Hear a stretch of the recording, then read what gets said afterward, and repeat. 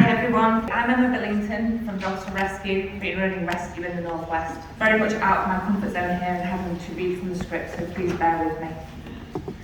The background to this free running rescue is that I went on holiday to Turkey in 2001, I think that was my last holiday. I visited a dog rescue where the dogs lived together in packs and they seemed happy, and I wondered why we didn't do it here. The video beside me here shows the model of how Dogs for Rescue operates. It's based on companionship, where dogs live, sleep, play and eat together in compatible groups. Our original site is near Irlam. It's home to around 40 dogs, and in 2023 we opened our second site, Rescue World, in the Lancashire countryside, which currently houses 20 dogs, but we're starting phase 2, so we'll eventually have 80 dogs there. Since we opened in 2013, we've rescued nearly 3,000 dogs, rehomed more than 2,500, but we do obviously have some dogs that can't be rehomed and they'll live out their days with us. The kennel-free model is based on natural behaviours and their instincts to be part of a pack. Our dogs are carefully managed, supervised and rehabilitated depending on the energies and the needs of the particular dog. We now have a core base of street dogs from a variety of backgrounds. We've taken dogs from the Chinese meat trade, street dogs from Cyprus, Romania, Bulgaria, Thailand and others, many of whom have come to us as a last resort from UK kennels, where they've ended up for a variety of reasons with no rescue backup. New dogs to the rescue are greeted by the welcoming committee. This is a group of dogs selected based on their energies, temperaments, and innately they help the other new dogs to relax and feel safe.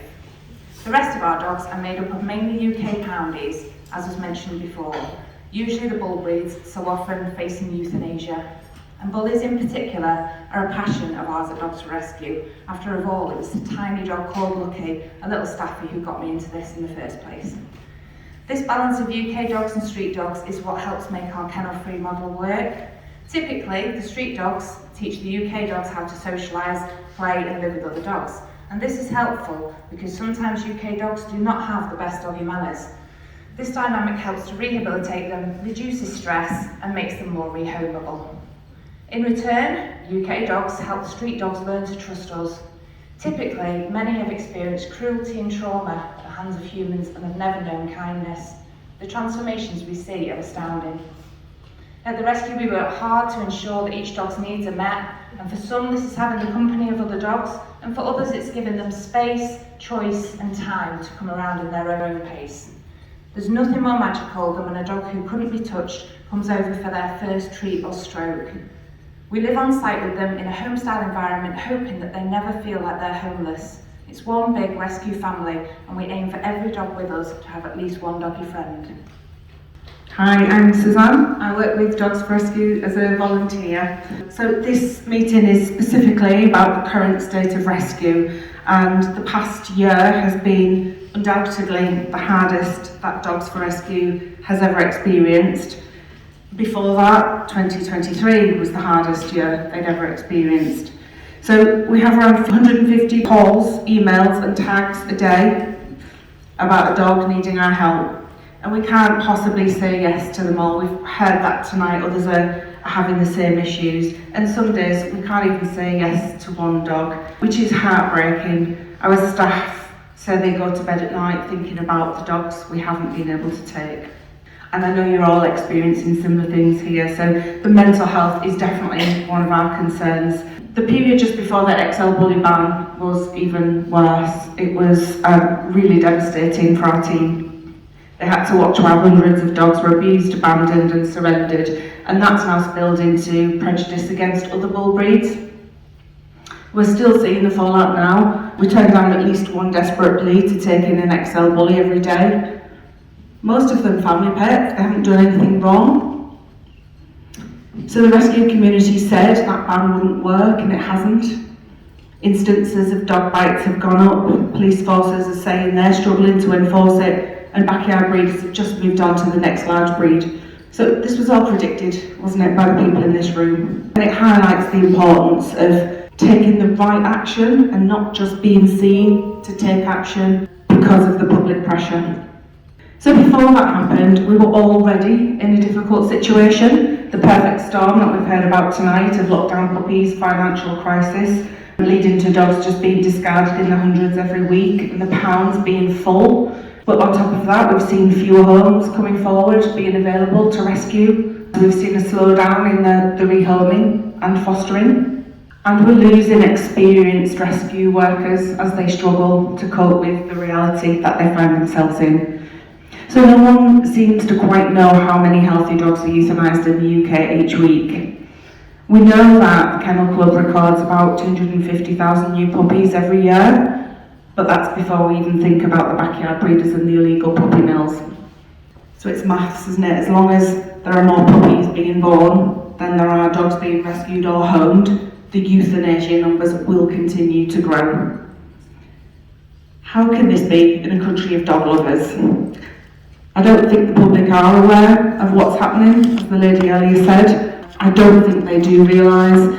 And I think if people did know, might it change the way we view dog ownership and breeding? Might we start switching to rescuing as the default rather than puppies?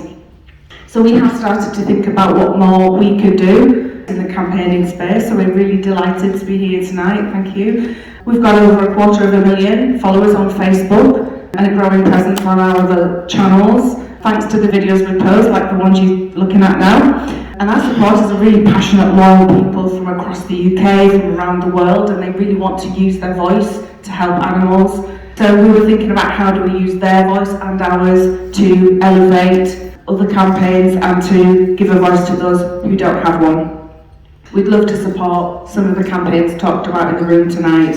Some of the areas we're interested in particularly are tightening up regulation on breeding to stop backyard breeding. It should never ever be financially lucrative to breed.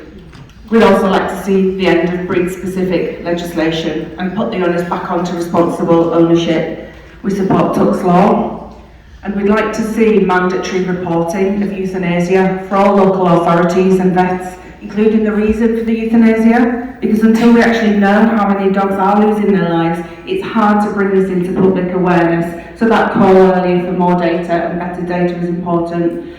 We'd also quite like to see a national dog adoption database, a one-stop shop where people can go and find their perfect rescue dog. There are currently lots of barriers in place for people looking for a rescue, so even when they want to rescue, they've got to go to every independent rescue. And I've seen people who just give up and go and buy a puppy instead, and it breaks your heart.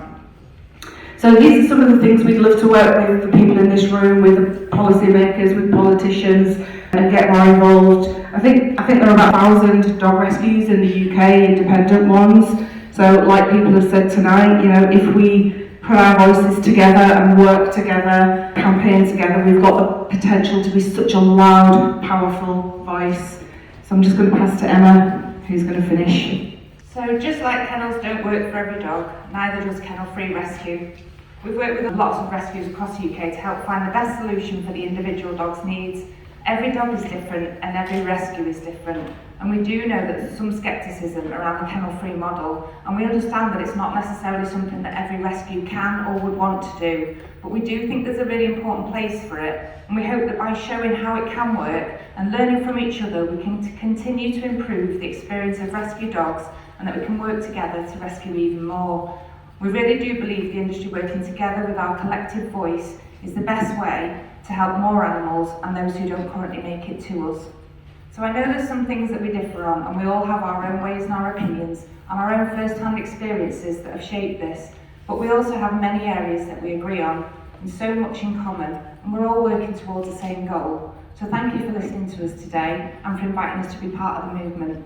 We look forward to working with you in the future.